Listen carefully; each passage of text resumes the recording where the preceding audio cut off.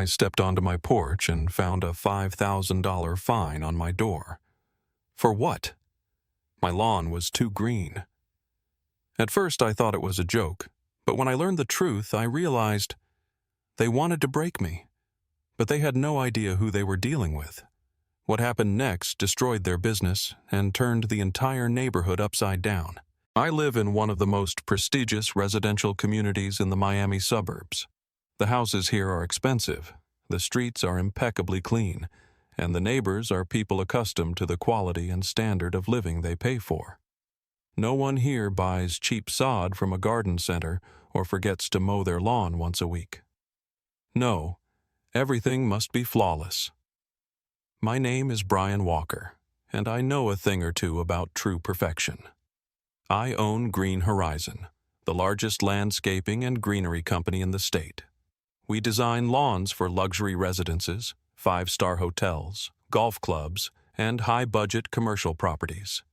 If you've ever strolled through Miami Beach and admired the perfectly trimmed palm trees and emerald green lawns, chances are that was my work. Naturally, my own home is a showcase. I don't just maintain my yard, I've turned it into the gold standard of landscape design. The lawn? A special hybrid grass selected to stay lush and green year-round, resistant to Florida's heat and humidity. The irrigation system? Fully automated, responding to soil moisture and weather forecasts. If it rains, watering cancels itself. If the summer is unusually dry, the system adjusts accordingly. Decorative shrubs and flower beds? Every element is geometrically calculated, featuring only rare plants that complement each other perfectly. Extra features? Subtle nighttime lighting that highlights the texture of the greenery. No weeds. Not a single dry leaf or stray blade of grass disrupting the flawless landscape. Neighbors visit my yard like it's a botanical garden. They ask for advice, request contacts, even try to get discounts on Green Horizon services. Even the HOA board once admired my lawn. Until this morning. I stepped onto my porch with a cup of coffee, enjoying the morning sun, when I noticed a piece of paper taped to my door. Fine. $5,000. For what? I unfolded the paper and started reading. Your lawn violates community standards in size, color, and aesthetic conformity. I read it again. What? I looked down at my yard. Green, perfect, pristine, a lawn straight out of a dream. I looked back at the paper. The HOA claimed my lawn was too big, and, even better, too green.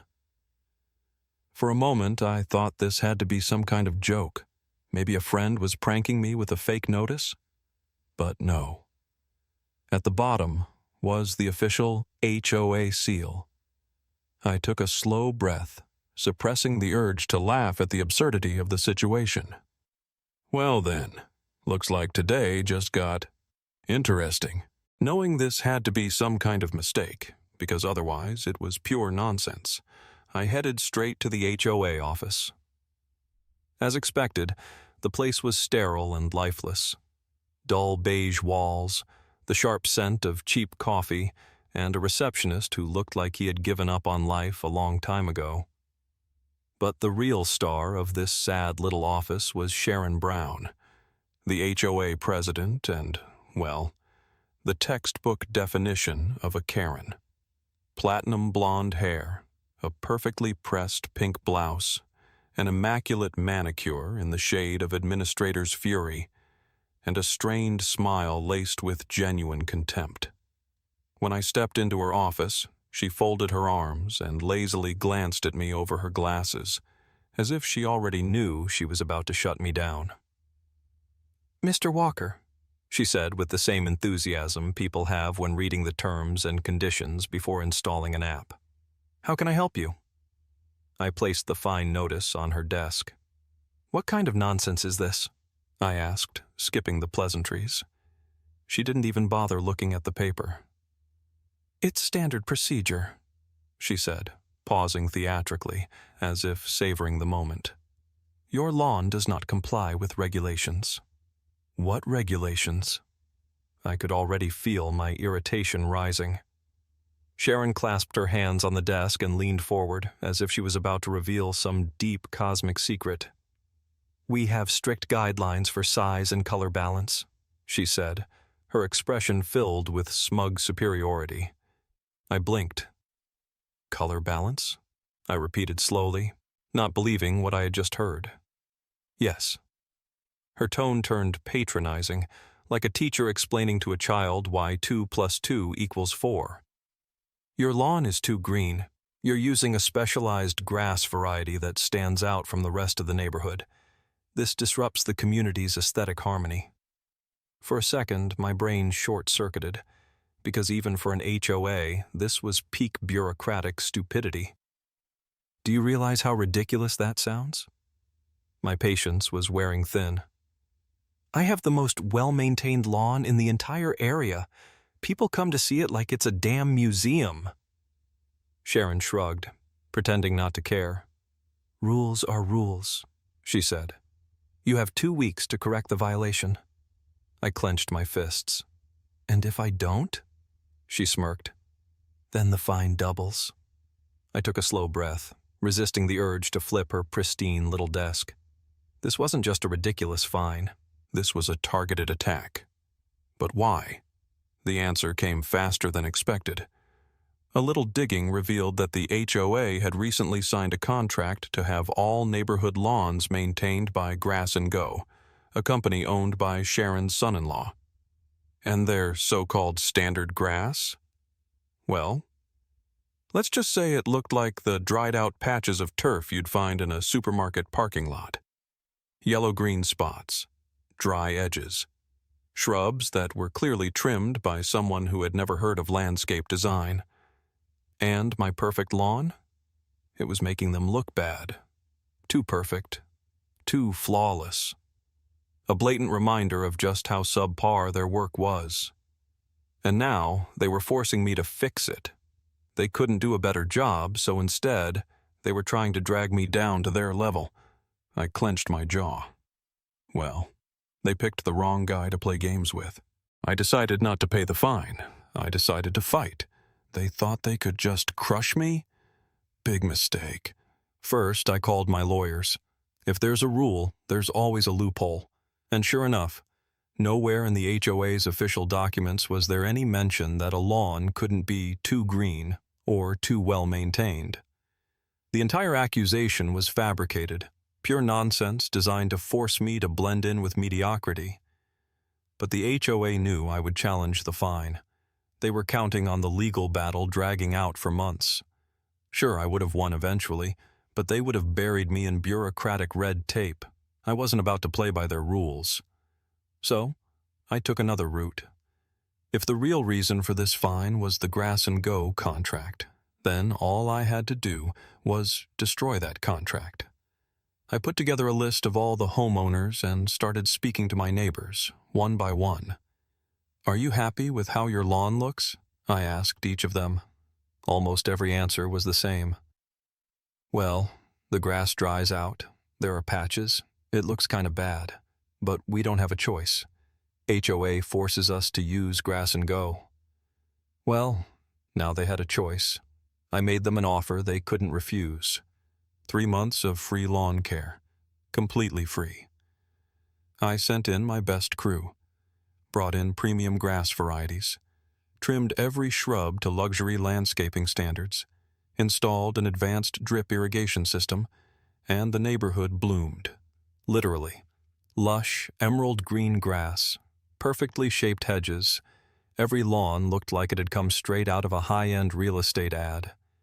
Within 2 weeks, my lawn no longer stood out, because now the entire neighborhood looked like a luxury resort. The HOA was flooded with complaints. Why are we paying for subpar service when Brian's is free and better?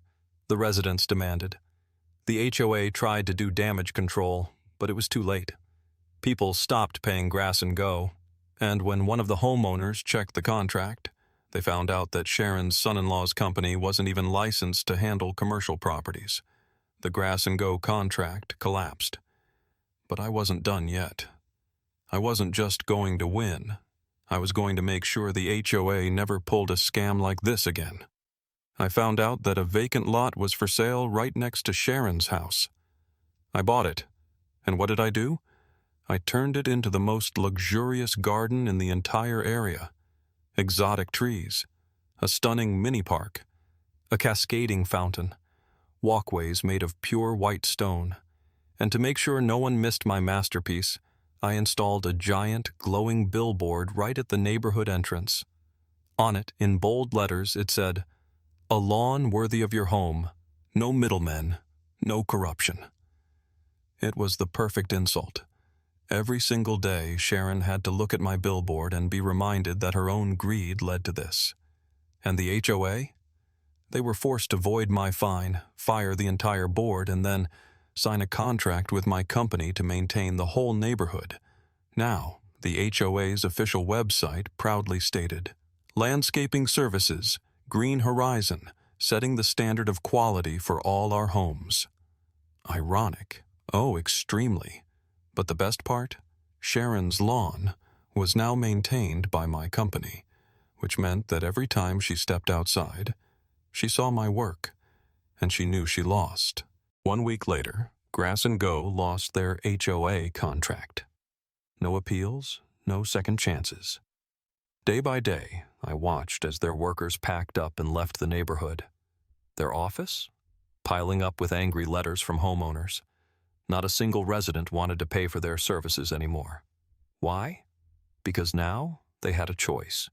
They had seen what real work looked like, what actual quality meant. All that remained for Grass & Go was humiliation and financial losses. And Sharon? She completely lost it. Screaming, legal threats, complaints about unfair competition. She even accused me of sabotaging the HOA. But no one listened. The residents demanded a new board election. And guess what? Sharon Brown was no longer HOA president. She left in absolute disgrace. Her influence? Gone. Her connections? Useless. Her position on the board? Taken by the very first homeowner who signed up for my free service. And just when it seemed like I could sit back and enjoy the view of my perfect lawn, I made one last move. I offered the new HOA board a contract to maintain every single lawn in the neighborhood at 30% less than Grass & Go. The deal? Premium lawn care, the same elite service I had provided for free. Customized landscaping plans so that every lawn wasn't just acceptable, but perfect. Automated irrigation systems because outdated, manual methods had to go. Guaranteed adherence to the highest quality standards. The HOA couldn't say no. I signed the contract that same day. And now, if you check the official HOA website, it proudly states, "Landscaping services, green horizon, setting the standard of quality for all our homes." Ironic? Oh, absolutely. But the best part? The entire neighborhood is now under my control.